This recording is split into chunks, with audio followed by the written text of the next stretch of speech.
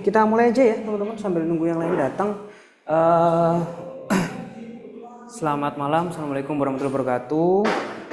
Jadi hari ini pertemuan terakhir. Saya mau memantapkan aja untuk project UAS-nya ya.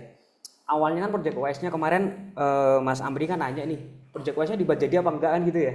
Nah, perkiraan saya itu pengerjaan UAS-nya 2 minggu sampai tanggal 31. Dan teman-teman yang online kan ada onsite program ya, diminta untuk bisa hadir ke Malang kayaknya, bener ya teman-teman yang online ya. Nah itu kan ternyata onsite-nya itu kan ada dua kegiatan. Kegiatan pertama adalah kegiatan BPTIP yang akan dilaksanakan Sabtu besok di mana namanya, Begawan. Dan kalau teman-teman yang onsite besok datang berarti kan tanggal 31 kan nggak bisa datang tuh di penutupan Pak Kades. Nah akhirnya untuk project UAS-nya saya rubah menjadi bentuk mock-up atau digital saja ya. Jadi tidak perlu dicetak atau dibuat jadi gitu ya Mas Amri, Mas Vio dan juga Mas Hamdan. Jadi nanti akan saya sampaikan seperti apa sih tugasnya. Kebetulan di belakang itu kalau teman-teman lihat itu adalah tugas kelas reguler ya, termasuk 3 di depan ini kelas reguler yang tidak lolos seleksi Pak Kades. Sak menu gede ini ya, gak lolos Pak Kades itu. Yang lolos Pak Kades yang gimana? Yang lolos Pak Kades silakan datang di Pak Kades di hari Senin. Nanti kalian tahu akan seperti apa sih kemasan yang memang bisa lolos. Tapi nanti ada gambarannya seperti apa. Kalau minggu kemarin sudah saya sampaikan bahwa project UAS-nya adalah membuat kemasan bundling ya. Kemasan lebih dari 1, bisa first, second atau third. Nah di depan ini ada contohnya. Ini yang tidak lolos Pak Kades. Kemasan-kemasan, saya berharap teman-teman yang offline bisa kelihatan ya. Kemasan-kemasan yang sudah dibuat oleh teman-teman kelas reguler. Nah, ini kalau lolos Pak Kades. Kaget ya? Nah, berarti ada yang lebih baik lagi. Ini adalah salah satu bentuk kemasan bundling. Teman-teman yang online kelihatan ya. Ini dari sebuah brand The Natural Bali Spa and Beauty. Jadi seperti ini, dia membuat kemasan bundling. Kemasan untuk Bali Skirt Essence bundling packaging. Ini adalah kemasan apa? Third atau second? Second packaging.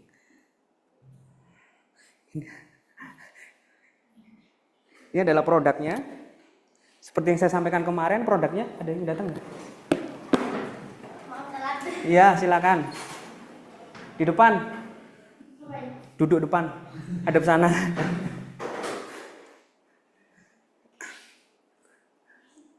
Ambilan kursi 1.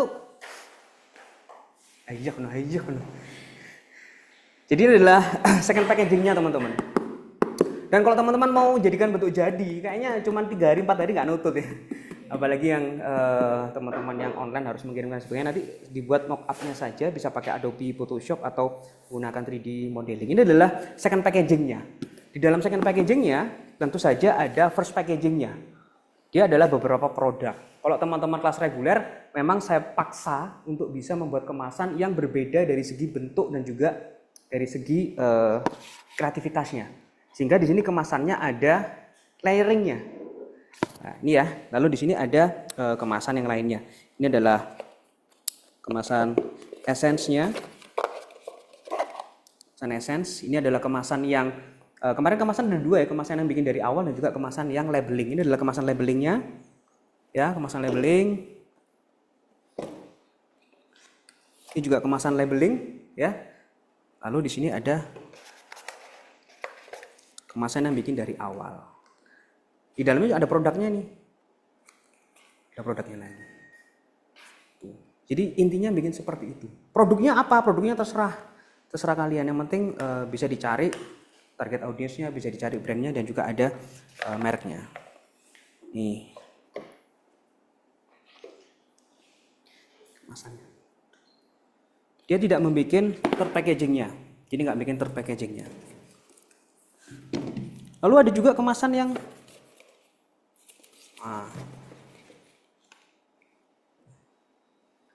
beauty juga, kecantikan. Nggak lolos Pak Kades ini.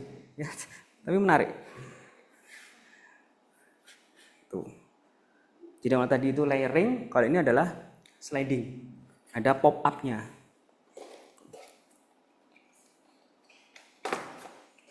Kemasannya ini dibuka biasa modelnya. Jadi ini first packagingnya, ini second packagingnya, ini adalah third packagingnya. Kemasan bundlingnya. Udah kebayang ya? Kebayang. Sekali lagi teman-teman tidak perlu membuat jadi, cukup membuat mock-up-nya saja. Lalu yang selanjutnya, ini third packagingnya berupa tas atau body bag. Third packagingnya. Sama ada kemasan bundlingnya. Ini berlayering juga nih ya, ada layering. Bagus ya, tapi nggak lolos Pak Kades. Reguler tuh ketat, seleksinya ketat. Jadi ini layeringnya, kalau teman-teman yang online bisa lihat ini ada sedikit layeringnya. Ini layeringnya.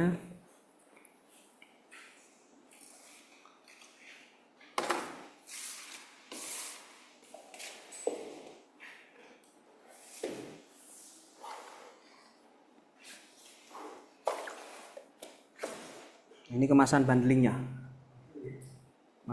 Jadi ada yang jadi labeling, ada yang jaring-jaring bikin dari awal.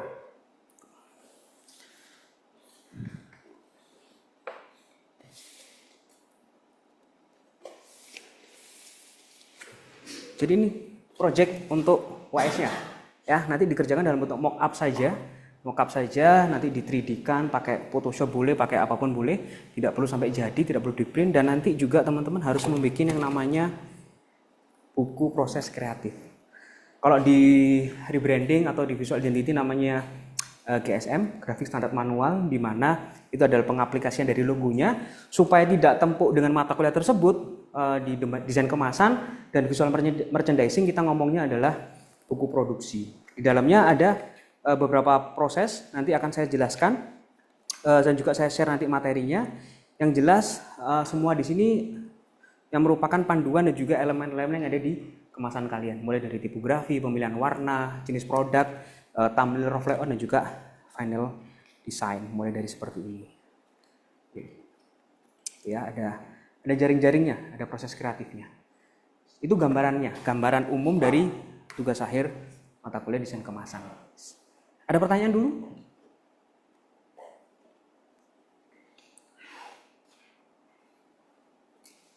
Di belakang ya seleksinya mulai dari hari Senin. Di belakang tuh gede, terus yang seperti kandang sapi dan sebagainya. Gitu. Karena pertama kurang rapi. Yang kedua, penentuan segmen target usianya tidak sesuai sehingga elemen desainnya salah. Yang ketiga, ya secara visual juga kurang. Begitu. Jadi nanti visual itu diperkuat ya. Visual diperkuat. Tidak harus yang rame, tidak harus yang ekstrim gitu ya. Sesuaikan aja dengan target audiens ya. Kalau misalnya terlalu banyak gambar, misalnya kayak gambar visual efek, lalu sulur atau apapun itu terlalu banyak, tapi segmentasinya untuk orang tua kan nggak cocok. Karena orang tua kan nggak bisa melihat sesuatu yang terlalu banyak, yang terlalu riweh. Karena apa? Faktor usia, terus menurunnya indera-indera dan sebagainya. Ada juga yang brandnya tuh sama. Karena udah dikasih waktu untuk nyari brand, dan brand tuh banyak. Kebetulan yang angkatan 2022 kelas desain kemasan reguler itu banyak yang mengambil kecantikan. Sampai bosen dulu. Bukan karena tidak bagus, karena ada yang lebih bagus. Lebih bagus. Lalu juga ada yang kebanyakan perawatan hewan, grooming dan sebagainya. Lalu juga ada yang visualnya jelek. Jujur aja visualnya jelek, tapi produknya bagus. Ini kemasannya bagus. Ada yang kemasan udah jadi langsung di stikernya nggak rapi. Nah, itu juga menjadi, nah itu teman-teman yang reguler. Kalau eksekutif dan MC dan juga DC tidak se ekstrim itu. Ya, jadi nanti silakan mockupnya diperbaiki. Yang jelas nanti akan saya cek kesesuaian antara target audience dan juga elemen estetis visualnya. Makanya di pertemuan sebelum liburan kemarin, jeda Isra Mi'raj itu kan saya membahas terkait dengan segmentasi. Karena itu penting, pemilihan segmentasi itu sangat penting. Ya, mungkin ada pertanyaan yang lain? Teman-teman yang offline mungkin?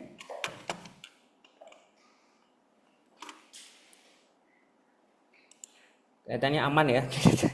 Oke, saya masuk ke materi, sedikit materi, sekedar reminding saja sebelum mengingatkan ke project UAS-nya. Jadi di dalam sebuah desain kemasan, kita menentukan beberapa elemen estetis visual yang bisa menunjang sebuah kemasan itu bisa baik dan bisa gini. Kemasan itu kan saya sampaikan di awal dia adalah media promosi secara halus. Ya, dia soft selling, di mana dia ditaruh di rak, dia berjajar dengan merek-merek yang sejenis, produk-produk sejenis, dan akhirnya bisa membuat orang itu memilih untuk mengambil produk tersebut. AIDA, attention, interest, desire, dan action atau call to action, di mana kita melakukan keputusan untuk membeli produk tersebut. Nah, poin yang paling utama adalah attention-nya. Attention itu apa sih? Menarik perhatian. Bagaimana sebuah kemasan itu bisa menarik perhatian? Kan dia nggak bisa ngomong. Dia nggak ada teksnya, beda seperti video. Kalau video kan ada audionya, bisa membantu kita untuk terbawa dalam suasana dan sebagainya. Apa yang bisa membuat orang itu action, interest, bahkan ke desire-nya, ya elemen estetis visualnya. Apa saja sekarang elemen estetis visual yang paling utama dari sebuah kemasan? Yang akhirnya memutuskan kalian untuk, saya mau ngambil produk ini, saya mau ngambil merek ini. Di luar harga ya. Di luar harga. Hargaku nomor sekian. Apa yang pertama? Warna. Apa lagi? Elemen estetis visual. Kalau bentuk bukan dong. Estetis visual. Kalau bentuk itu lebih ke arah ergonomisnya. Bentuk bahan itu ergonomisnya. Elemen visual selain warna.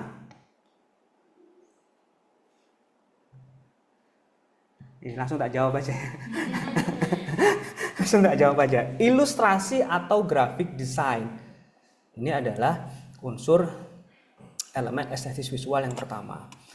Desain kemasan menggunakan konsep visual, teman-teman. Ya, di situ ada gambar, ada teks, dan juga ada warna.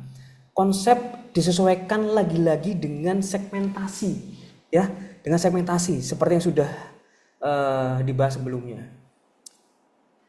Untuk gambar pada kemasan, itu bisa berupa foto atau berupa ilustrasi. Makanya kenapa kok akhirnya teman-teman eksekutif itu dijadikan satu di konsentrasi media konsentrasi branding. Karena di dalam branding teman-teman bisa menggunakan kekuatan ilustrasi dan juga bisa menggunakan kekuatan media rekam. Kalau di kelas reguler dibagi menjadi 3. Ada ilustrasi sendiri, branding sendiri, media rekam sendiri. Tapi kalau teman-teman eksekutif kita kerucutkan ke satu, ke branding. Karena di branding itu bisa menggunakan kekuatan yang lain. Ya. Nih. Ada beberapa contoh seperti realistic illustration. Sebenarnya ini flashback ke materi art and design style. Ya, mundur di semester 1 art and design style. Gaya-gaya desain dan seni itu apa aja sih? Itu kan ada ilustrasi yang realistik, realis, ada yang surrealis, ada yang art nouveau, art deco, apa lagi? Kubisme, wangel kemasan kubisme. Agak susah ya, agak memaksa ya kalau kita bikin kemasan pakai gaya ilustrasi kubisme itu rada angel. Apalagi dadaisme, angel ya. Apa lagi gaya ilustrasi, gaya desain dan seni itu? Yang paling mudah ya realis atau kartun. Ya, art style ingat ya? Ingat apa lupa nih? Lali wis ya. Jujur aja kalau lupa gitu loh biar clear misalnya. Lupa ya. Ya dari berbagai macam gambar pada kemasan bisa menggunakan satu jenis ilustrasi yang sama. Itu kata kuncinya. Ilustrasi ini kudu podo. Ojo sampai udah pakai realis ditambah dengan kartun. Pasti akan membingungkan tuh. Segmentasinya siapa? Kalau udah milih kartun ya jelas otomatis secara kasat mata yang menjadi segmentasinya sudah jelas anak-anak. Nggak mungkin orang tua milih. Wes orang tua kalian deh suruh bawa kantong seperti ini, kira-kira mau nggak? Aku ya gak gelem deh. Masa aku duduk wong tua ya. Saya bawa kantong seperti ini mesti malu. Karena secara psikologis ini bukan peruntukannya untuk saya. Beda dengan seperti ini, beda dengan seperti ini ya. Ketok ya segmentasinya ya. Dari segi ilustrasinya tok ya wis. Belum ngomongin warna. Yang ini untuk siapa, yang ini untuk siapa. Udah kerasa. Itu secara psikologis mempengaruhi. Makanya yang paling utama dan sudah disampaikan beberapa kali mungkin dengan dosen-dosen yang lain, Kalau kita mau bikin karya desain, otomatis yang paling utama tentukan segmentasi dulu. Kan dari segmen nanti akan merambah kemana-mana. Tuh. Kayak gini ya, ilustrasinya ini termasuk realistis nih. Tapi dia tidak menggunakan ilustrasi seperti yang, nah ini kekuatan ilustrasi nih. Kalau ini kekuatan fotografi. Dibuat black and white. Udah produknya green tea, kalau dia pakai ilustrasi kan nggak kerasa nih mahalnya. Mahalnya nggak kerasa nih, makanya dia menggunakan ilustrasi fotografi. Gambarnya fotografi supaya lebih kerasa dan bisa dijual mahal. Nggak tahu nih ilustrasi ini nggak ada ilustrasinya ya? Kira-kira berapa harganya teman-teman? Gak usah disebut ya. Kira-kira berapa harganya ini? 120, Mbak? Ratusan? 60? 100? 80? 130? Hah? Oh, Kak ngomong gram ya? Nggak boleh ngomong gram, kayak ngomong ilustrasinya aja dulu. Kira-kira berapa ini? Kalau ada, 80. Silakan duduk. Teman-teman yang online kelihatan nggak ini kemasannya nih? Ketok nggak ini? Ini kemasan kopi, karya dari teman sekelas kita. Kira-kira harganya berapa ini?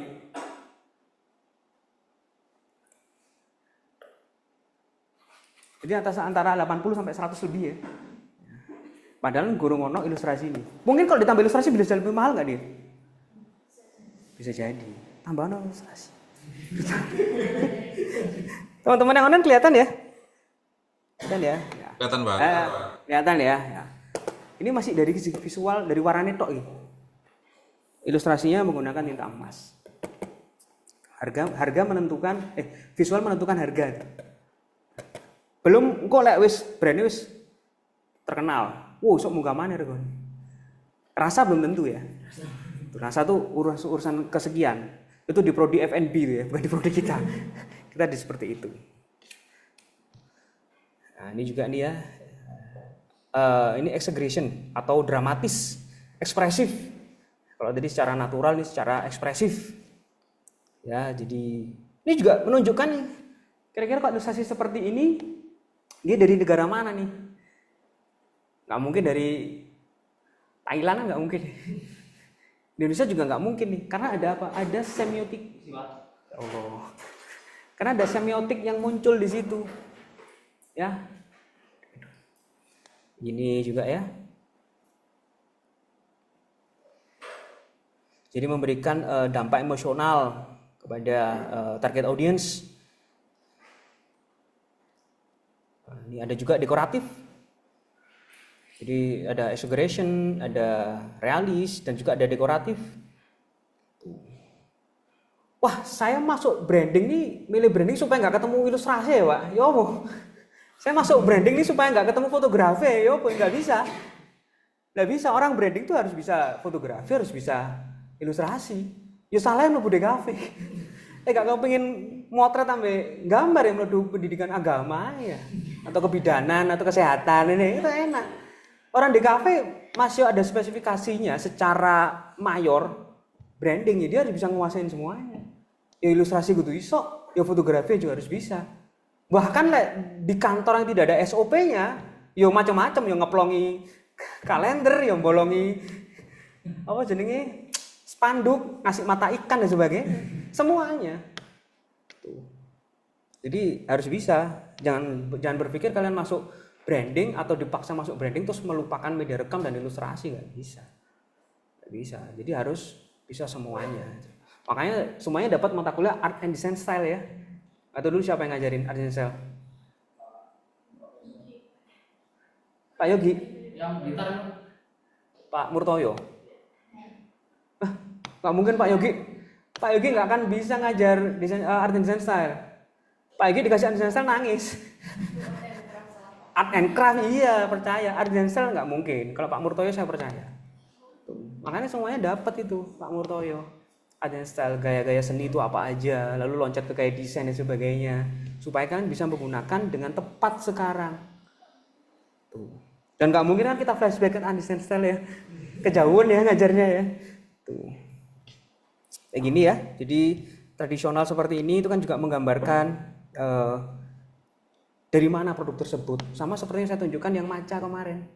dia kan tidak menggunakan ilustrasi dalam bentuk gambar ya, tapi dalam bentuk foto. Tapi kan juga menunjukkan dia dari mana produknya. Dan kita tahu tuh dari mana. Ini kartun ilustrasi ya. Kartun ini jelas untuk anak-anak nih. Agak sedikit susah kalau kita tidak menentukan segmentasi lalu tiba-tiba membuat karya ilustrasi di dalam sebuah kemasan, agak susah. Dan gak mungkin orang tua tuh mau seperti ini. Belum nemu sampai sekarang itu sebuah produk yang dikhususkan untuk segmentasi tertentu tapi ilustrasinya berbeda. Contohnya produknya untuk orang dewasa tapi ilustrasinya kartun, saya belum nemu sampai sekarang. Kecuali edisi khusus memperingati apa gitu mungkin aja ya. Tapi jarang banget seperti itu. Karena secara psikologis anak kecil juga tidak akan memilih produk yang ilustrasinya terlalu realis. Begitu juga sebaliknya, orang tua juga tidak akan mungkin memilih ilustrasinya yang terlalu kartunis. Kecuali kondisi-kondisi tertentu. Contohnya apa? Saya mulai dari SD sampai sekarang itu suka Spider-Man. Mau gambarnya kayak gimana pun saya suka. Sehingga kalau ada produk Spider-Man, saya beli bukan karena saya gunakan, tapi saya koleksi. Nah, itu beda cerita itu. Beda cerita. Saya suka banget sama Cristiano Ronaldo. Mau dia dalam bentuk foto, mau dalam bentuk ilustrasi, mau dia bentuk karikatur, kayak gimana pun, kalau saya suka pasti akan saya beli. Walaupun kadang produknya remeh-temeh. Saya punya pasta gigi dan sikat gigi yang Spider-Man edisi Marvel ada, nggak saya pakai, saya kumpulkan aja. Buat apa? Yang karena kesenangan. Itu beda cerita, beda kasus. Tapi kalau biasanya secara ilustrasi atau secara elemen estetis visual, segmentasi itu penting. Beda dengan karya seni. Kalau karya seni bebas. Ya. Ini serial ilustrasi. Ini kadang untuk produk-produk yang yang serial, yang berkelanjutan. Kayak Lies. Ini kan ada ceritanya ini. Coba kalian lihat di atas itu kan nyambung tuh kemasannya. Ketika dijadikan satu dia nyambung. Jadi juga membantu penjualan. Lah kan kalau Anda cuma beli satu nggak tahu nih ceritanya seperti apa nih. Harus beli 2, harus beli 3 supaya dipotong. Tapi desainernya susah. Ngepaskannya itu susah desainernya. Ya, susah banget.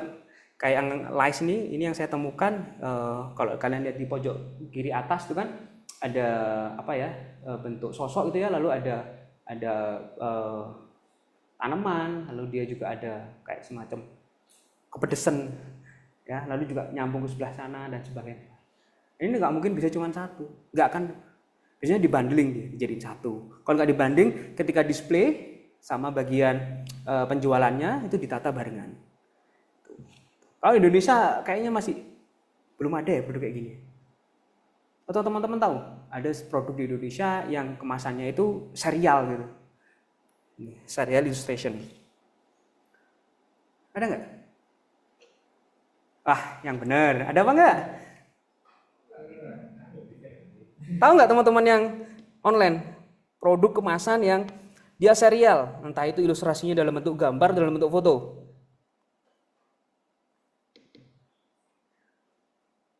Nggak tahu, Pak.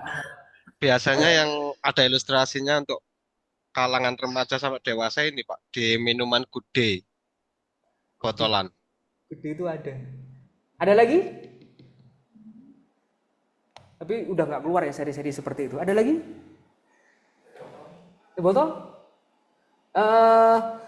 Dia ilustrasinya sama tapi tidak nyambung. Tidak bercerita. Misalnya yang bercerita seperti ini loh, sehingga dia harus dikatukkan, harus ditempelkan jadi satu. Saya kasih tahu tapi nggak boleh nyari ya.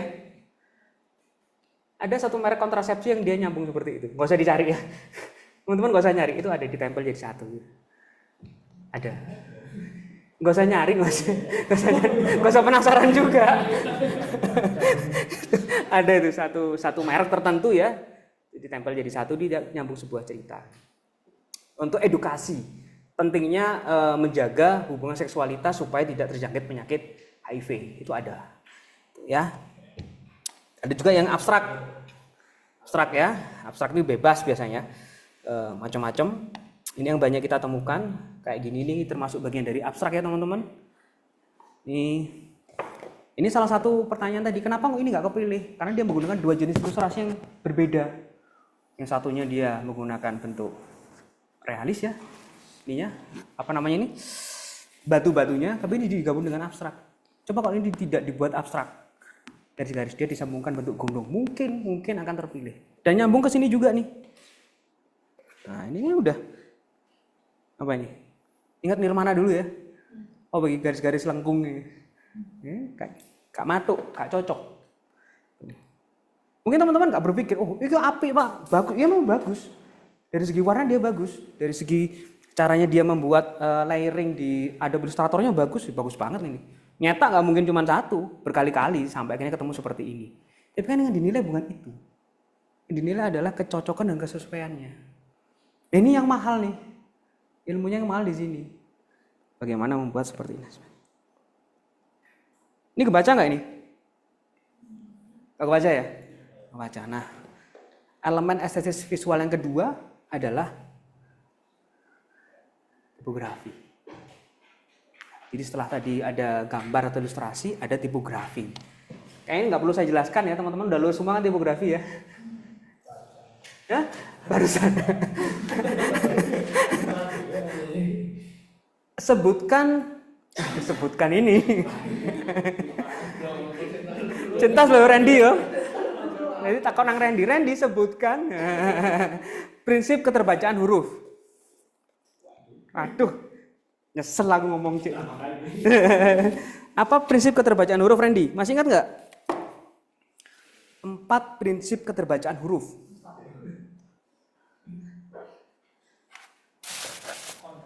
Wah kontras ngawur.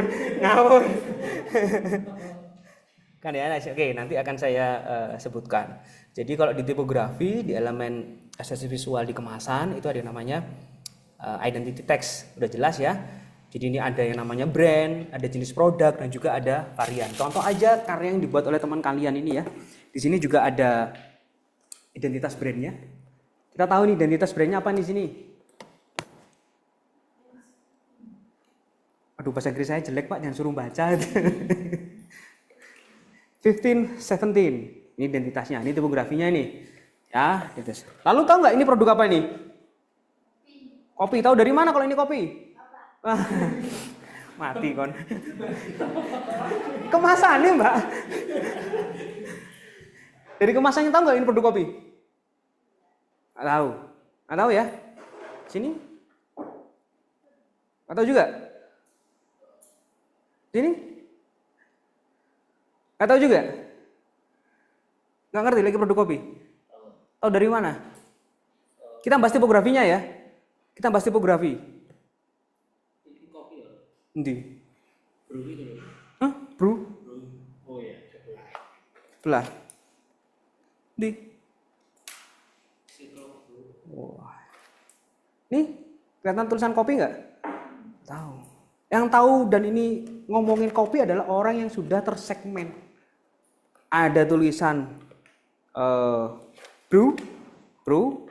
Yang perempuan mungkin nggak ngerti ya brew itu apa ya. Ada yang ngomong masalah di sini ada Arabica, ya bagi teman-teman yang kopi mungkin akan tahu, dan juga ada yang namanya filter blend. Tapi bagi teman-teman yang tidak tahu tentang kopi nggak ngerti itu, masih dikasih petunjuk banyak di sini. Ada Arabica, ada brew, ada filter dan sebagainya. Gak akan nyambung. Nah, itu adalah bukti segmentasi itu penting. Kenapa kok teman-teman yang perempuan nggak tahu? Karena ini bukan segmennya beliau, segmennya laki-laki. Laki-laki tahu tuh. Kenapa? Karena udah ngerti apa istilah brew, apa istilah Arabica, dan sebagainya. Kalau memang produk ini akhirnya tidak menyegmen laki-laki dan perempuan mas, alangkah bijaksananya dikasih tulisan kopi. Sehingga dia bisa, wah nganalisis ini, wah bayar mana orang aku mas yuk. Jadi konsultan desain aku ini, larang ini bayaran nih. Gratis bisa pas mata kuliah, sampai tugasmu elek awas mas yuk.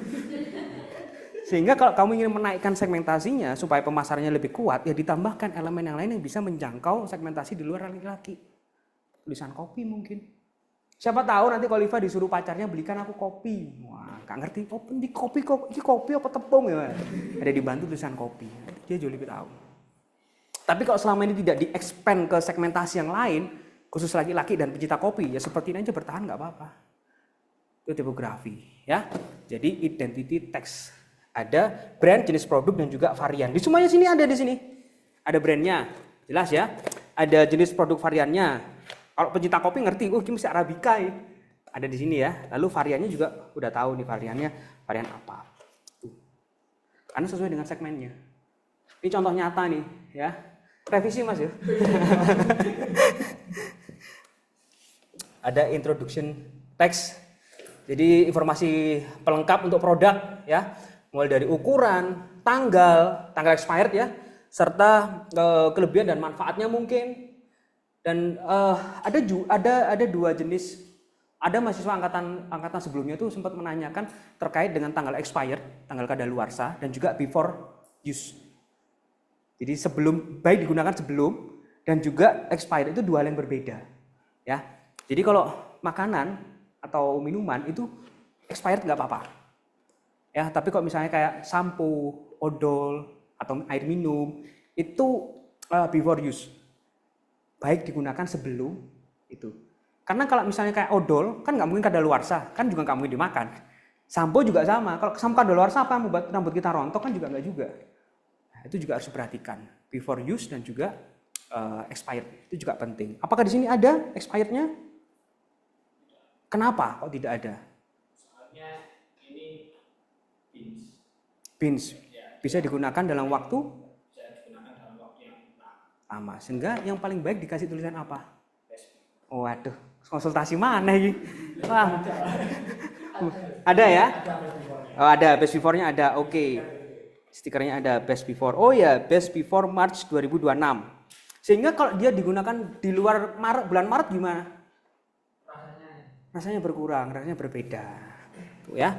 Kelebihan dan manfaat juga kalau memang itu bisa disampaikan, disampaikan aja.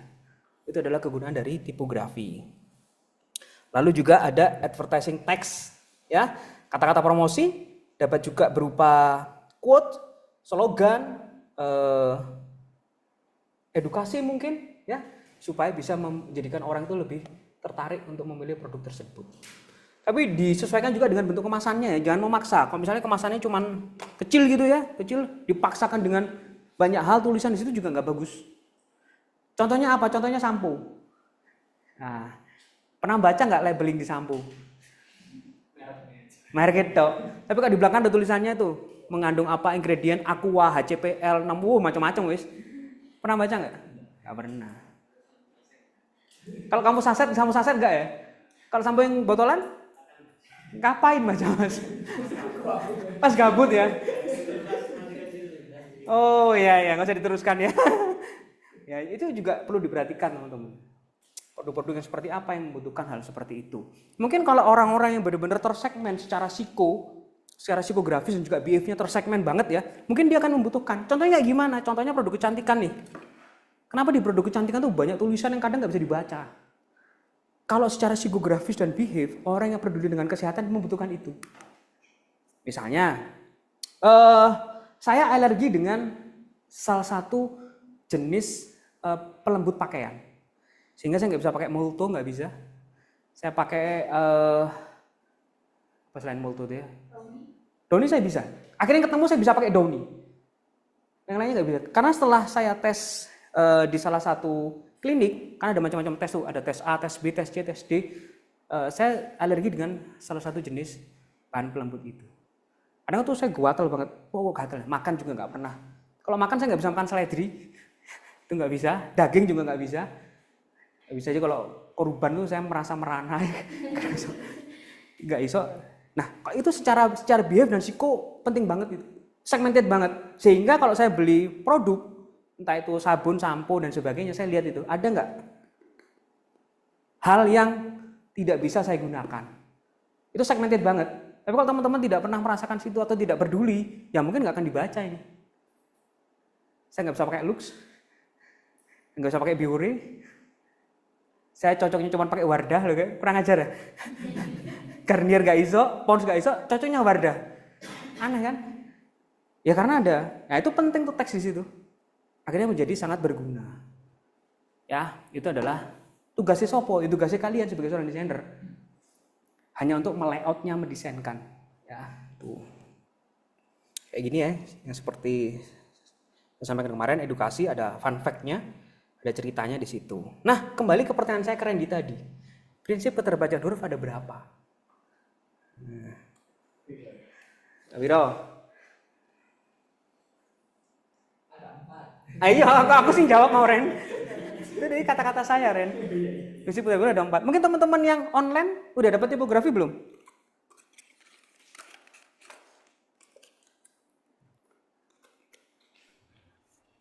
Sudah, Pak. Sudah ya? Sudah ya. Ada berapa prinsip keterbacaan huruf nih?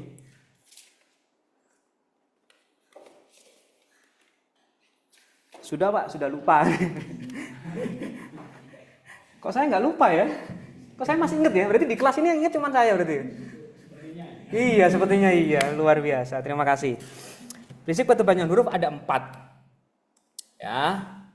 Ada legibility, ada readability, ada visibility, dan yang terakhir ada clarity. Nah, ini prinsip keterbacaan huruf nih. Penting banget nih kalau kalian bikin sebuah karya desain terutama untuk kemasan di mata kuliah ini dipentingin.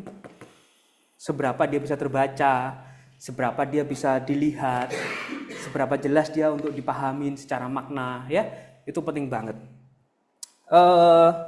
Yang udah tak spill nih, ada 4. Ada legibility, readability, visibility, sama clarity. Legibility apa? Aduh, masih lupa saya, Pak. Apa legibility, Rek? Gak usah dibuka catatanmu, Bet, gak kira nyatet kamu, Bet. Gak usah sosokan, secara simbolis gak usah sosokan buka catatan. Istilah, gak ono. Ya enaknya jadi dosen apa?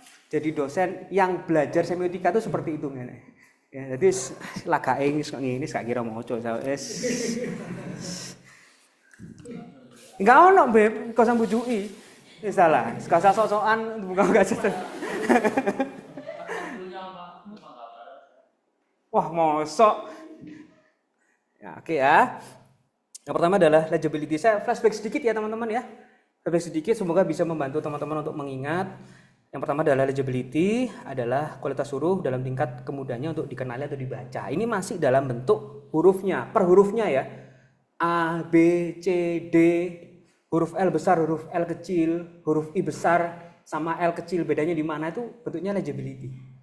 Per hurufnya dikenalin. A sebagai A, kadang ada orang yang nulis itu huruf I besar dengan L kecil itu hampir sama. Karena tidak dikasih titik atau tidak dikasih apa namanya kaki itu, masih ingat nggak? Kaki di huruf apa namanya? Hah? Serif ya, bukan pakai P, serif ya. Serif itu bisa terbaca. Itu adalah legibility, di mana kualitas huruf dalam tingkat kemudahannya untuk dikenalin dan juga dibaca.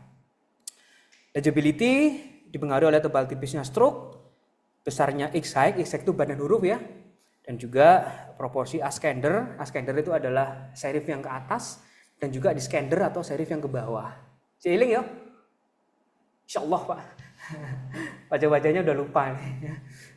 Seperti itu.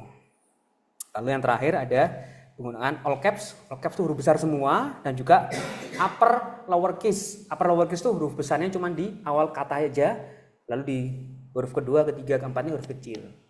Wah, kalau pakai Corel sama pakai apa namanya? Pakai Photoshop atau pakai AI kan nggak perlu mikirin ini, Pak. Iya. Software itu digunakan pada saat final design. Lah tampil sama rough layout kan harus manual. Terutama di rough layout membuat sketsa tulisan. Kan kudu jelas dibaca.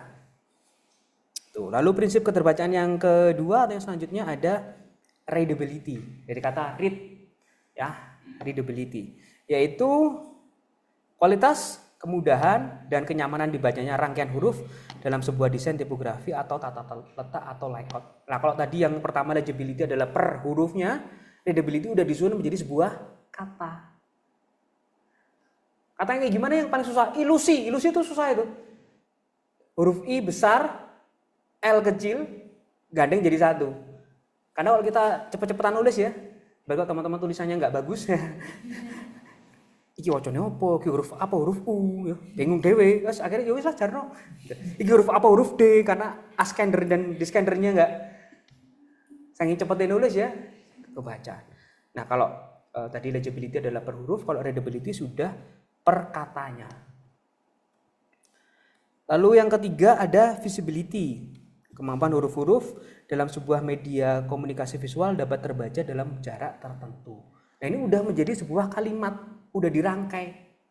Contohnya apa? Contohnya kalau di depan teman-teman yang offline bisa melihat poster yang ada di depan, pojok kanan, pojok kiri ya. Ada tulisan hargai mereka selagi masih ada kesempatan. Lalu di bawah itu ada program studi desain komunikasi visual.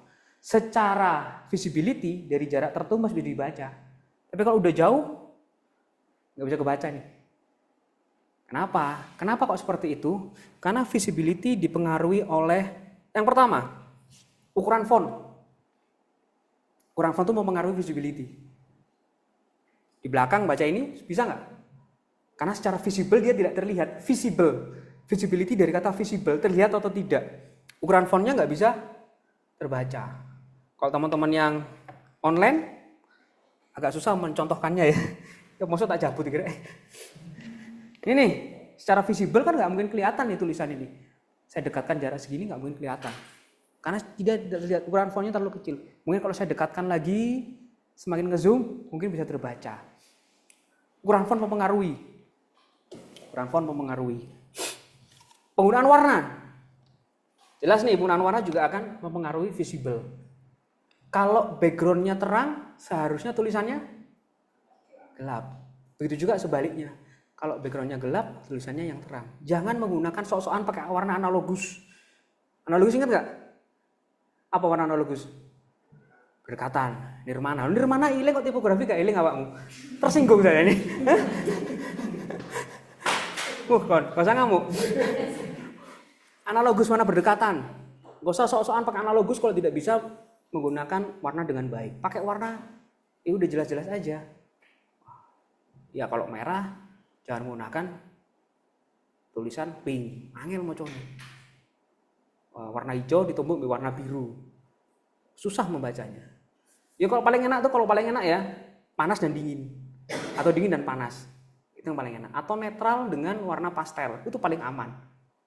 Hitam dengan emas itu paling aman. Ya, iki sudah aku gak milih warna Pak, paling ireng emas. Iya cocok. Cocok pinter Randy. Cocok ya. Ini. Ya, ini. Kayak warna putih aja netral. Padahal dipikir-pikir ngeprint ini kan podo ae. Tegane podo. Kenapa enggak pakai warna yang alasannya gampang? Wah, supaya kelihatan eksklusif, guys. Selanjutnya yang terakhir dari prinsip berturut ada clarity. Ya, clarity. Dari kata clear. Clear. Kemampuan suatu huruf, kata maupun kalimat, jadi mulai dari legibility, readability, visibility dalam sebuah media DKV dapat dibaca serta dipahami oleh pengamat yang dituju.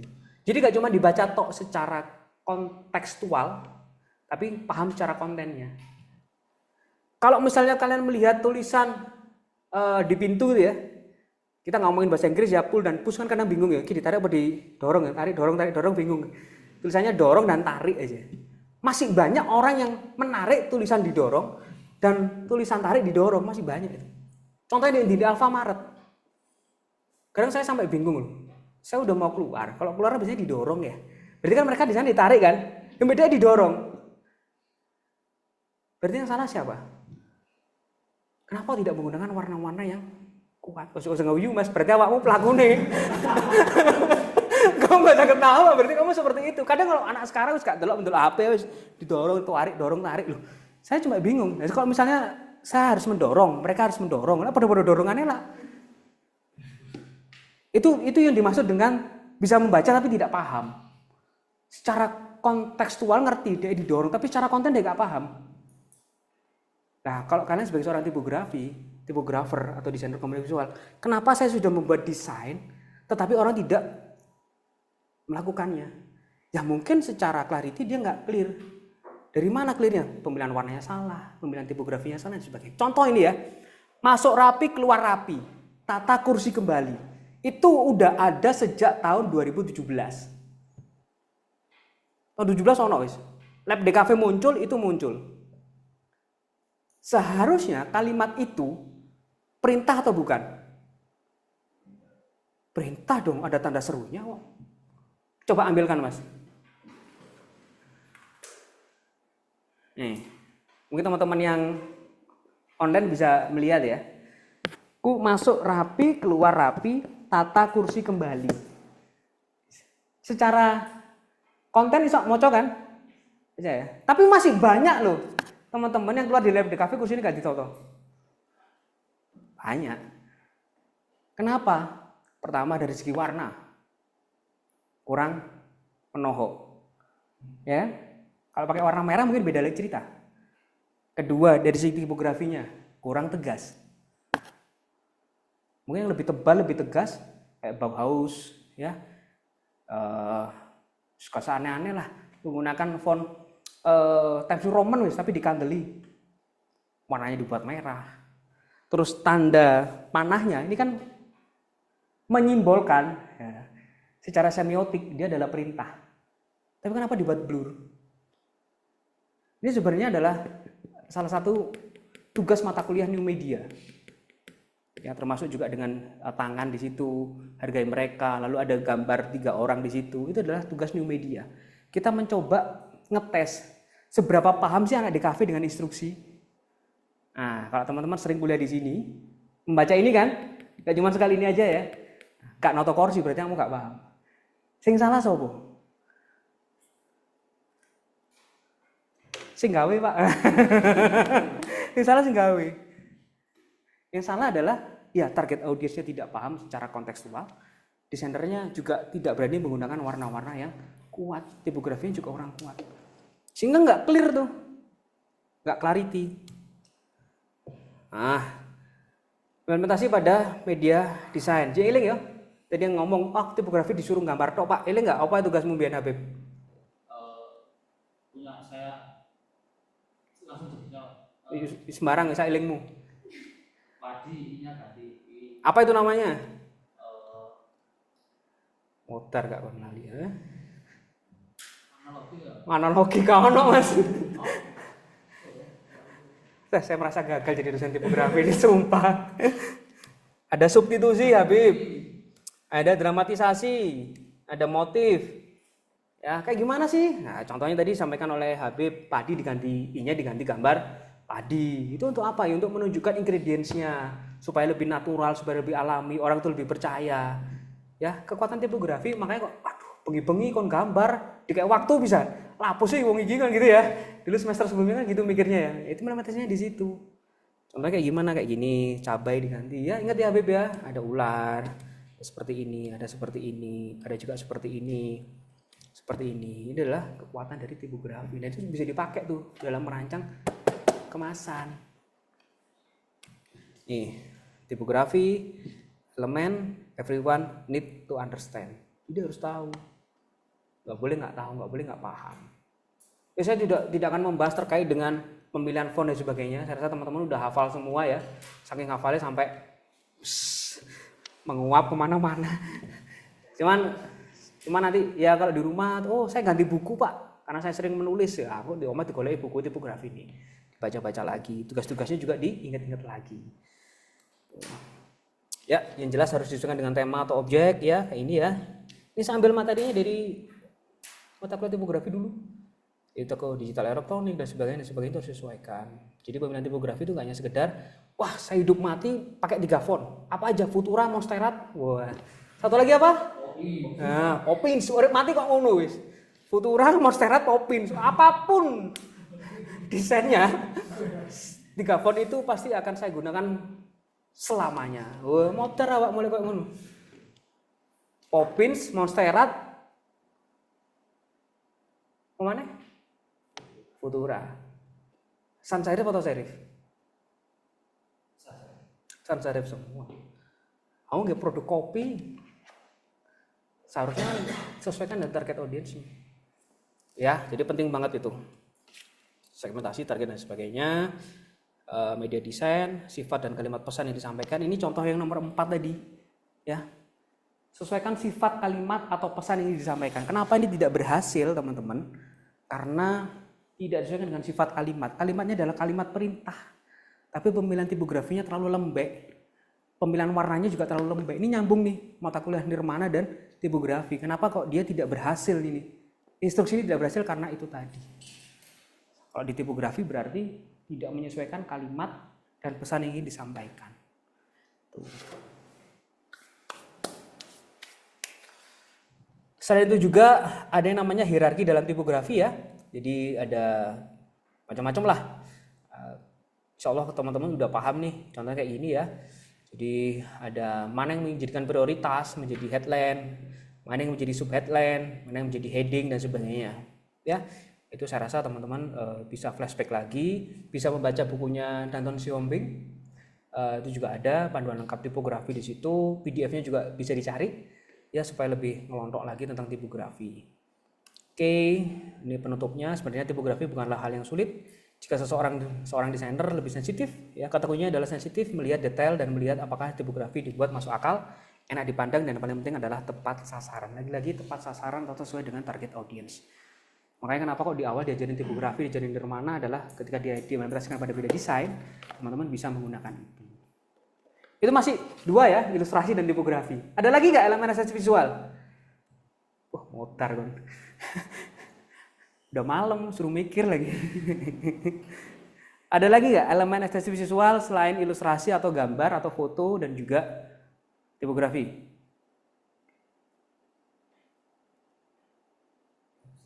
Tekstur. Hah, kok tekstur? Warna mungkin Pak. Pinter ya. Warna atau color design. Nah, ini nggak kalah penting nih. Makanya kalau desainer menggunakan desainer maaf ya Mas ya, menggunakan warna hitam dan putih itu udah desainer minimalis. Kalau Pak Faldi ngomongnya tutup minimalis. Itu paling aman ya. Kalau tipografi 3 itu tadi, kalau warna hitam dan putih itu paling gampang. Oh, mudah sekali itu. Bang, kenapa nggak menggunakan warna ungu Mas? Hitam dan ungu itu bagus. Wah, ungu kok janda Pak. Wah, pikiranmu itu. Warna pink, warna apa? Emas. Dan color design itu banyak banget ya. Kamu aja nggak mau ngedukasi kliennya ya. Iya.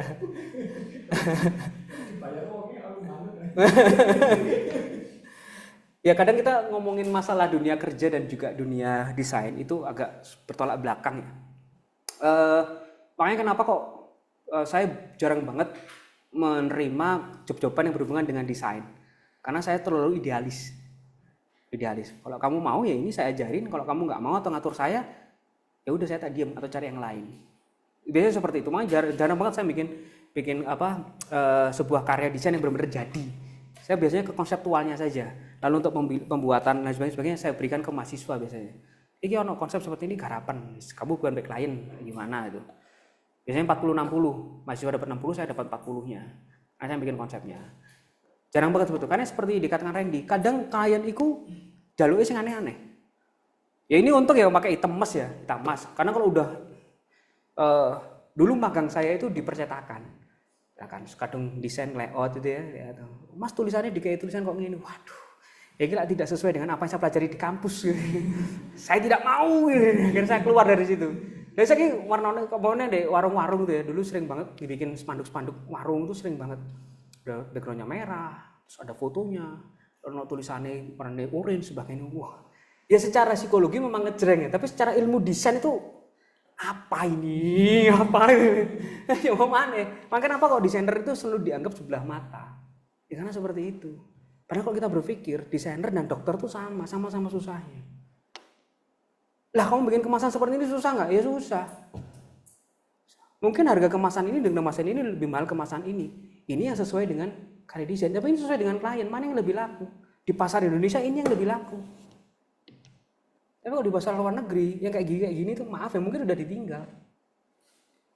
Gak usah atau nang Jepang wis. Jepang tuh udah hidup 2050 di depan kita wis. Kemasannya gak masuk akal. Ada orang Jepang tuh jual air mineral sendiri sama jual 1 cup kayak pernah beli potato 2000 enggak? Jajan Senggarewatu. Kan ada sausnya tuh kecil ya. Di Jepang tuh dijual terpisah tuh. Jadi kalau kamu pengen minum air putih, lalu kamu pengen ada rasanya ya beli sendiri tuh. Logikanya apa caranya banyu putih, air putih gitu ya. Lalu tutupnya tuh bisa beda. Tutupnya diputar tuh keluar rasanya. Terus banyu ini sok rasanya beda. Gimana bisa mikir seperti itu? Di Indonesia kan nggak bisa. Botol Coca-Cola sudah di botol minyak,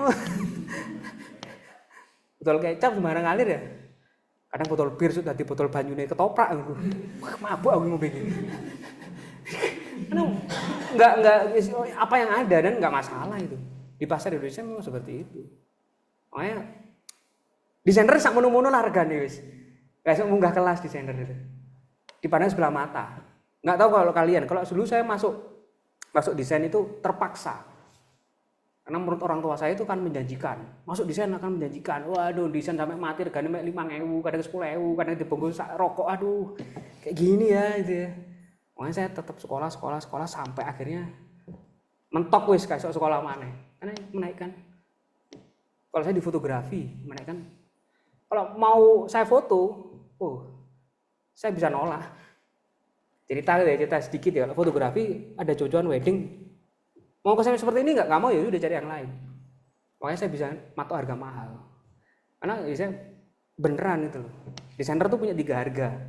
Harga teman, ya.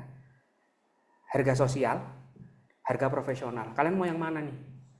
Kalau harga teman ya, kok tak foto nggak HP menengo. Selesai. Nggak bayar kok, kadang cuma makasih mas, dikasih sego goreng dan sebagainya. Terus aku motret nggak HP, sementara saya motret aku. Selesai. Karena saya tidak menjual karyanya, itu menjual orangnya. Harga sosial, ya bawa lensa fix, bawa kamera, ya lumayan apik lah. Harga profesional saya keluarkan semua alat saya, karena mereka bayar mahal. Dan saya mati-matian di situ. Nah, mau milih 3 harga, mau yang mana? Desainer juga sebenarnya seperti itu. Tapi apakah itu cocok di pasar Indonesia saat ini? Cuman ada di Jogja mungkin, Surabaya, Bandung, Jakarta, Bali. Di Malang, angel. Orang dicap sebagai seorang desainer, kudu iso gambar, kudu iso barangkali semacam-macam wis. Anakmu kan desainer, kamu kan kuliah di seni. Wah, apa sih gambarno lho. Wah, angel lho gambar iku rek. Mungkin kan teman-teman ngerasakan ya, tonggo-tonggo. Hah? Kadang kan gambar Roma, kan gambar masjid ya. Saya pernah. Loh, kuliah di endi? Desain. Waduh, iso nggak kelambilan mati kon. Piye desain nggak kelambi? Lah dipikir Ivan Gunawan tapi opo? Saya juga pernah disuruh bikin gambar masjid. Ya opo rek kon gambar masjid e. Ya tak gambar apa non. Akhirnya gak digawe. Ya itulah labelnya kita seperti itu. Bisa kayak dokter lah, dokter ditanyain. Dokter hewan ditakoki, anakku panas. Dokter hewan harus dipadakno. Ya sebenarnya kita sama. Cuman kadang ya orang-orang jarang yang bisa menghargai kita lebih. Terus kembali ke sini ya. Terkait dengan warna tadi, jadi warna itu bisa digunakan berupa warna yang secara nyata mencerminkan produk atau varian produknya, ya. Ini tapi juga pemilihan warna yang mempengaruhi emosional nih secara ini. Yang dimaksud dengan secara emosional adalah kemasan seperti ini nih. Ya, kalau kita melihat warna hitam dan emas secara emosional, mesti produknya larang. Produknya mesti mahal. Ada yang sampai ngomong 135 loh, Ren. Ya. Terima kasih. Desain saya berhasil ya. Tuh, seperti ini. Dan mungkin kamu juga bisa membayangkan tuh, kalau harga kopinya segini, kemasannya juga mungkin bisa berbeda. Supaya menunjukkan apa? Secara emosional ada grade-nya itu kemasannya. Jadi seperti itu, Ren. Tambahkan dalam seperti itu. Tapi konsultasikan dengan si pemiliknya. Maksud saya kan ada grade-nya tuh, harganya ada macam-macam ya. Bisa harga A warnanya warna seperti ini, harga B warnanya seperti ini. Semakin grade-nya bagus, ya harganya warnanya juga akan semakin bagus sehingga orang tuh punya kebanggaan ketika membeli produk tersebut. Juga bisa. Jadi simulate consumer resonancy emulate. Jadi emosionalnya yang coba diganggu. Ada pertanyaan? Jadi ada 3 elemen tadi ya. Ada 3, saya stop share dulu. Ada 3 elemen tadi yang mempengaruhi dalam sebuah kemasan, elemen visual ya. Yang pertama ada ilustrasi atau gambar atau foto, yang kedua ada tipografi, yang ketiga ada warna. Ada pertanyaan? Gak ada ya? Insya Allah paham semua. Saya langsung masuk ke instruksi terakhir UAS-nya. Sekali lagi teman-teman, UAS-nya saya ganti dalam bentuk sorry.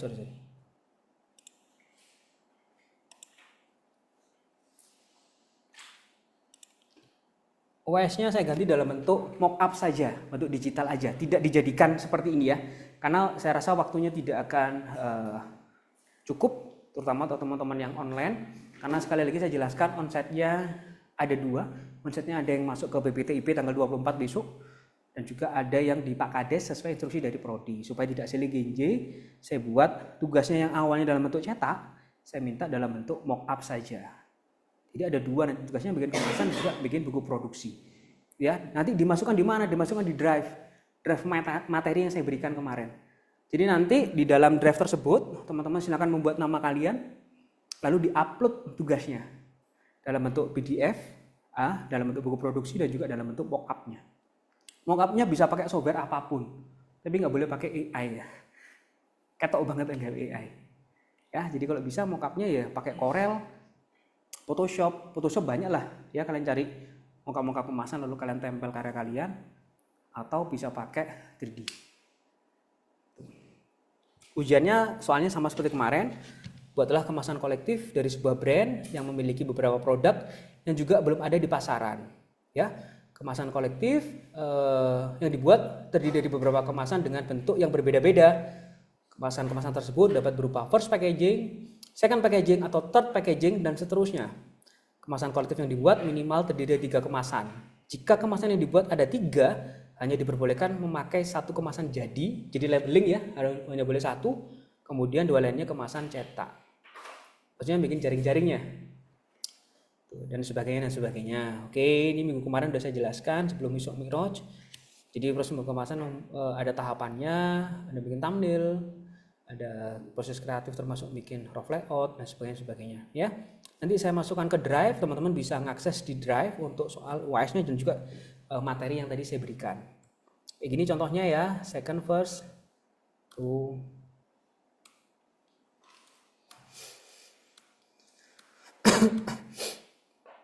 Jangan lupa membuat beberapa catatan, brand kalian apa, produk dari brand tersebut apa saja, segmentasi dan sebagainya. Contoh kayak gini ya, brandnya adalah Mood, produk yang pertama adalah cupcake, dikemas dengan first packaging, produk kedua adalah coffee, dikemas dengan first packaging, kedua produk cupcake dan coffee dikemas dengan second packaging. Cuma kemasannya ada 3, segmentasi usianya adalah 14 sampai 25 tahun. Jadi sederhananya seperti ini.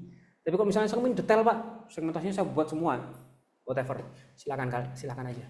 Saya ingin mau mengaplikasikan ilmu yang diberikan oleh Pak Yogi. Waduh, segmentasi saya bagi menjadi 4. Ada targeting dan positioning, sakarepmu. Terserah ya. Tapi kalau aduh Pak, kerjaan akeh, deadline numpuk, ya. Gurung ini, yes, minimal seperti inilah ya, minimal seperti ini. Jadi ada produknya apa, brandnya itu ya, brandnya adalah Mood, lalu sebutkan produk-produk yang ada di brand tersebut. Ini ada produk pertama adalah cupcake, produk kedua adalah cafe, lalu adalah ini ada jadi first, lalu ada secondnya. Jadi ada 3 kemasan. First packaging untuk cupcake, first packaging untuk coffee, lalu ada second packaging untuk cupcake dan coffee-nya. Gitu. Segmentasi untuk 14 sampai 25 Pak. Jadi biarkan saya yang berpikir ya. 14-25, podo buka warnone tipografi ini. Tapi kalau kalian sayang sama saya, kalian akan detail. Jadi terserah kalian lah, wis. Minimal seperti ini, ya minimal seperti ini. Nah, Pak, mohon maaf Pak. Ya, saya maafkan. Slide-nya terhenti di PPT-nya Pak, bukan yang di share situ Pak. Oke. Share. Sebentar. Udah berkali-kali share screen tetap salah. Sebentar Mas ya.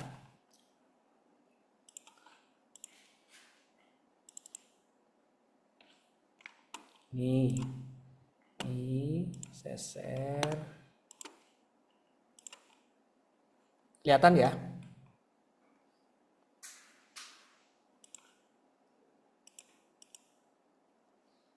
Oke, konfirmasi kelihatan atau tidak nih? Ini PPT-nya Pak ya? Ya, PPT-nya jalan nggak ini? Berubah nggak? Enggak Pak. Enggak ya.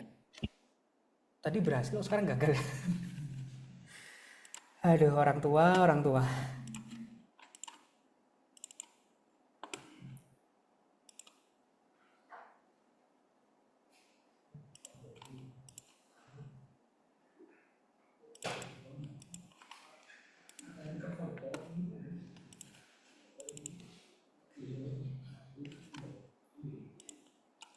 Oke.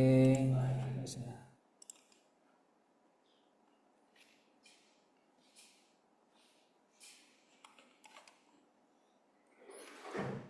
Ah, ngerti berarti. Iya,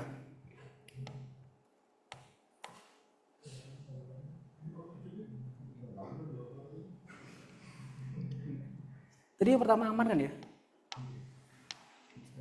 Ya, oke. Oke, Mas Hamdan, oke ya? Ini berubah ya? Oke, sudah Pak. Oke, terima kasih. Oke, ini ya, jadi ya bikin kemasan kolektif ya dari sebuah brand. Ini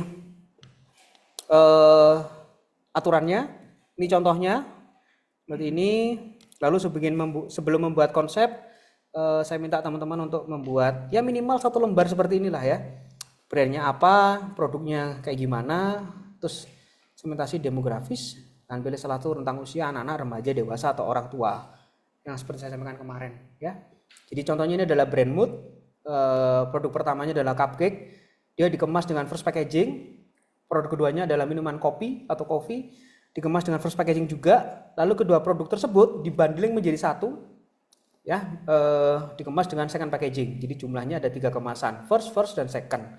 Segmentasi usianya adalah 14 sampai 25 tahun, ya, berarti masuk ke remaja. Tuh, ya, pembuatan kemasan melalui tahapan kreatif sama seperti mata kuliah sebelumnya, membuat thumbnail, rough layout, kemudian final design. Setelah membuat rough layout, proses kreatif berikutnya adalah membuat satu final design untuk masing-masing kemasan. Ada 2 macam final design untuk kemasan. Ya, contoh pertama adalah bentuk jaring-jaring. Lalu biasanya digunakan untuk karton dan sebagainya. Lalu contoh kedua adalah final design dalam bentuk mock-up seperti stiker atau labeling jika menggunakan kemasan jadi. Jadi seperti ini contoh kemasan pertama. Ya, jadi ada jaring-jaringnya. Ini biasanya untuk kemasan kertas. Lalu kemasan yang selanjutnya adalah kemasan jadi atau labeling. Ya, jadi nanti tergantung dari kalian. Kalau misalnya tadi yang mood itu kan ada first packaging dalam bentuk kemasan untuk cake-nya, berarti dia bentuknya adalah kemasan jaring-jaring. Lalu yang untuk kopinya kan nggak mungkin bikin jaring-jaring ya, jadi dia adalah labeling. Lalu untuk kemasan second-nya dia menjadi kemasan jaring-jaring untuk membawa si cupcake-nya dan juga si kopinya tadi. Itu saudaranya seperti itu. Itu ya. Setelah membuat final design, berikutnya adalah membuat hasil jadi kemasan. Ini saya skip, trial dan error tidak perlu. Jadi mempertimbangkan estetika kemasan, jangan lupa untuk mempertimbangkan segi ergonomikanya dan sebagainya. Tidak perlu, di skip aja, Nah, ini ada buku kreatifnya. Kalau buku kreatifnya itu adalah prosesnya. Nomor 3 di skip ya, tidak perlu diperhatikan. Ini untuk teman-teman kelas reguler. Yang jelas ada ukurannya, ukuran 18 ke 18. Sampul harus ada identitas, terutama nama lengkap. Ilustrasinya bebas, dibuat gambar juga nggak apa-apa, tidak diberi gambar juga tidak apa-apa. Jadi contohnya buku kreatif itu seperti ini.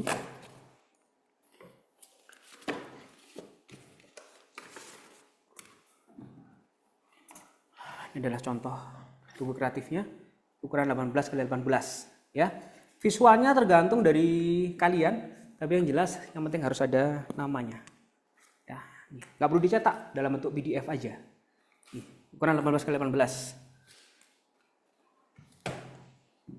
Itu ya, isinya apa aja? Isinya dalam mock-up kemasan kolektif ya. Ada brand, merek, produk seperti ini nanti. Kurang lebih kayak gini gambarannya. Pakai 3D bisa ya, pakai Photoshop juga bisa ya. Ini.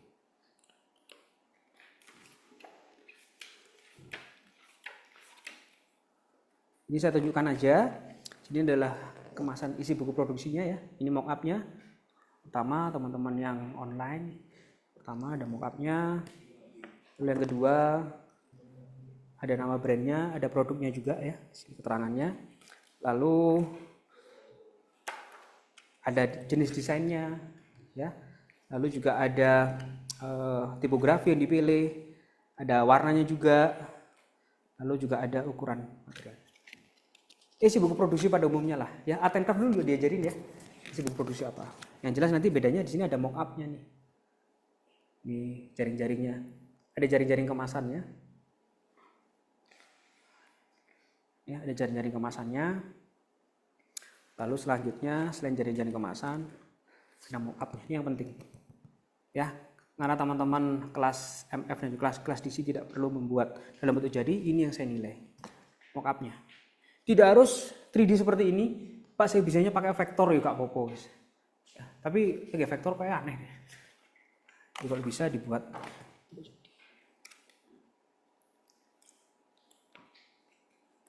Ini contohnya. Ini yang labeling. Ya. Ini yang labeling, teman-teman yang online. Gitu.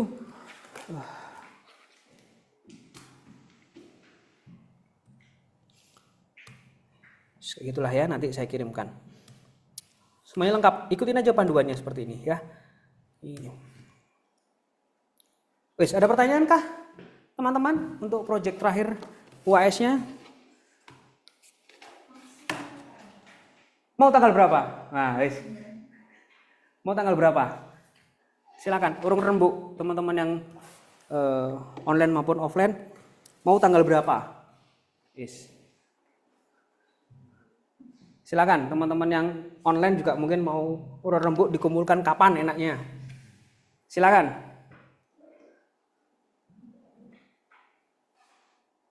Duh, ya. Kalau saya bikin gini cepet karena cuma mock up. 3 hari selesai. Kalau saya 3 hari selesai karena pakai mock up. Sekalian mau berapa lama? Sekarang tanggal 23, mau berapa lama? Nggak apa-apa teman-teman yang online mau urun rembuk tanggal segini Pak dikumpulkan, nanti kita sepakatin. Silakan. Gak usah lihat-lihat, gak usah senyum-senyuman. Sekarang mau tanggal berapa? Apa ngikutin saya? Gak ngikutin saya 3 hari. Ini belum saya kasih tanggal nih loh, karena pengumpulannya tanggal berapa? Gak ada. Saya belum menentukan dikumpulkan kapan enaknya, tergantung dari kalian. Tapi kalau udah disepakatin gak boleh terlambat. Itu aja. Monggo, silakan. Saya sih oke-oke aja. 31 Februari, ya kira ketemu deh. 31 Februari yo. Sampai unta tidak berpunuk, kira ketemu. Nah, 31 Januari nggak apa-apa, udah hari Sabtu. KRS-an kapan sih? KRS-an? Februari tanggal piro? 14 Februari, Valentine kan? 22, sekarang sing kena. 221. Barang wis 31 Januari nggak apa-apa. Mau tanggal piro enake? 4 Februari juga nggak apa-apa. Kesepakatan aja, tapi nggak boleh ada yang terlambat. Sekali kita sepakat, udah di situ. Lebih dari itu ya mohon maaf tidak akan saya nilai. Gimana teman-teman yang online, yang offline malu-malu nih? Kayaknya amannya di 4 Februari, Pak. Oke, yes. Ya, deal 4 Februari. Deal ya. Dicatat sendiri, diingatkan sendiri, saya tidak akan mengingat. Yang jelas nanti dimasukkan ke drive. Besok saya masukkan semua materinya di drive, pertemuan hari ini, termasuk juga dengan instruksi UAS-nya. Ikutin instruksi UAS-nya. Ada beberapa nanti yang akan saya merah-merah tidak perlu dikerjakan. Contohnya seperti apa? Seperti bikin mock up, bikin buku produksi dan sebagainya dalam bentuk file, dalam bentuk cetak tidak perlu diikutin. Ya, saya siapkan materinya besok, teman-teman bisa lihat 4 Februari 2026 sudah saya cek di drive. Ya, 4 Februari berarti ya sampai jam 23.59 4 Februari. Wes diling-iling dhewe yo. Diling dhewe saya mengingatkan. Ini nggak bisa dikerjain mepet. Percayalah tugas ini tidak bisa dikerjakan mepet. Ya. Saya punya kekuatan super Pak, semalam jadi Kak Giro. Ya. Cerita Badung Bondowoso mendirikan Candi Prambanan satu malam tuh bohong. Ya. Hoax itu ya. Raja Sairendra itu membangunnya ratusan tahun. Jadi kalau ada cerita Roro Jonggrang dan Bandung Bondowoso membuat Candi Prambanan satu malam itu palsu. Dan kalian tidak bisa meniru itu. Mas Yota, sakti, gak kira iso. Wis. Jadi lebih baik dikerjakan dicicil. Cicil. Wis nyari brand dulu. Kalau bisa ngobrol dengan temennya aja sampai podo berani. Lalu nyari produknya apa. Lalu memikirkan segmentasi dan sebagainya. Baru bikin mock-up-nya dicicil. Yo sak jago-jagomu ilustrator, wis gak kira iso. Wis ya. Oke ya. Ingat 2359 bukan 2400 ya. 2359 saya cek, kalau misalnya sudah tidak ada yang kumpulkan, saya close itu drive-nya sehingga nggak bisa ngupload. Sepakat ya teman-teman yang online ya? Sepakat ya? Oke Pak. Sepakat sip. Jadi nanti kalau ditanya nilaiku gak metu-metu, yo sabar ya. Karena tugasnya sampai kadang ada tuh mahasiswa Pak nilai saya belum keluar. UAS-mu guru kumpulnya jadi nilai metu tekan di. Jadi ditunggu saja sampai tanggal 4 Februari. Ya maksimal 2 hari saya ngoreksi. Nanti nilainya keluar. Wis tugasnya masih tutuk ya, iki tok ya tugasnya ya. Sewangar yo apa aku nilai bingung kan. Ya wis, ada pertanyaan teman-teman? Wah, asik, ngori. Belum ki antara gak ngerti apa. Wis kewesel ya. Waduh Pak udah iki lembur wis saya turu iki. Izin bertanya Pak. Boleh silakan Mas Hamdan. Untuk produk ini brandnya harus yang sudah ada dan sangat dikenali orang atau misalkan belum kayak misalkan ada UMKM sendiri gitu kayak gimana Pak? Saya lebih prefer UMKM tapi itu ada daripada produk yang sudah ada dan sudah terkenal. Karena kalau produk yang sudah ada dan sudah terkenal jatuhnya ke rebranding nanti. Ya, ke rebranding. Jadi Mas Hamdan, Mas Vio dan juga Mas Amri cari aja produk-produk UMKM atau produk-produk yang mungkin ada di pasaran tapi tidak laku, itu bisa dibuatkan kemasannya. Karena sekali lagi kemasan itu media promosi. Kalau kalian membuat kemasan untuk Coca-Cola, wangel, susah kalian. Nggak mungkin bisa terjadi itu. Kalian kan bingung karena Coca-Cola juga sudah bertahan cukup lama. McD, KFC juga angel. Sepatu Adidas angel. Kalau misalnya sepatu Abibas Pak gimana? Boleh nggak? Boleh nggak? Abibas itu biasanya itu garisnya 4. Serius ada itu Abibas garisnya 4. Ya apa sih rek ini? Kan branding tapi gak ngerti fenomena nih. Ada, cari aja di internet Abibas garisnya 4. Nike ada tuh, centangnya beda. Cari aja tuh, ada tuh. Sepatu-sepatu tembakan kono.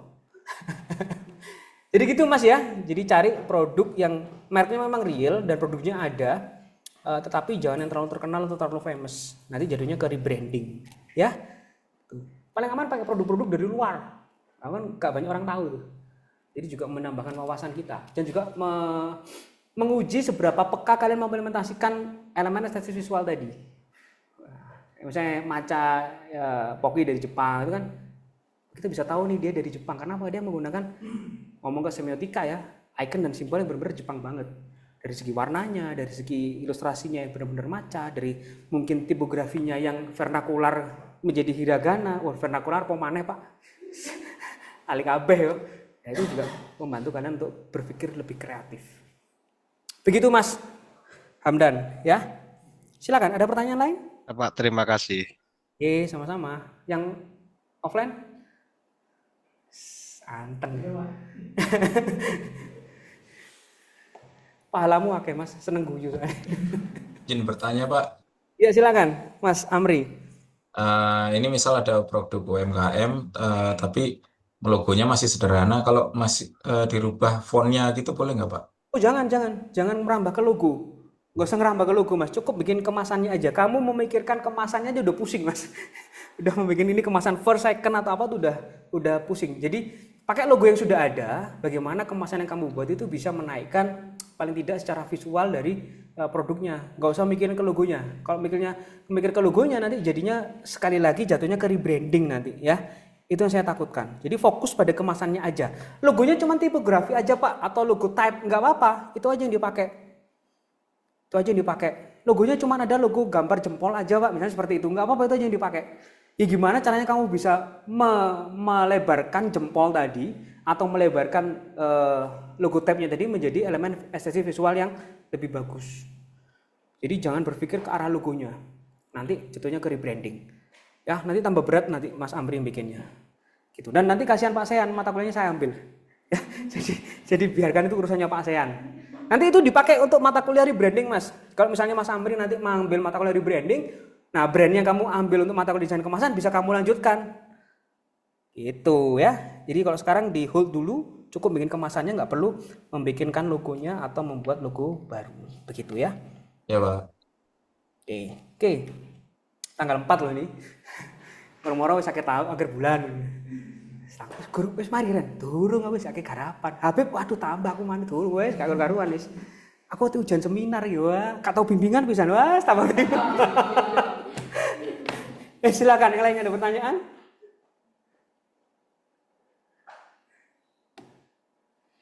Mau ngeliatin apa sih, Mas? Ndelok apa? Ketahuan kosong, ada tugas mana? Ya. Udah nggak ada pertanyaan?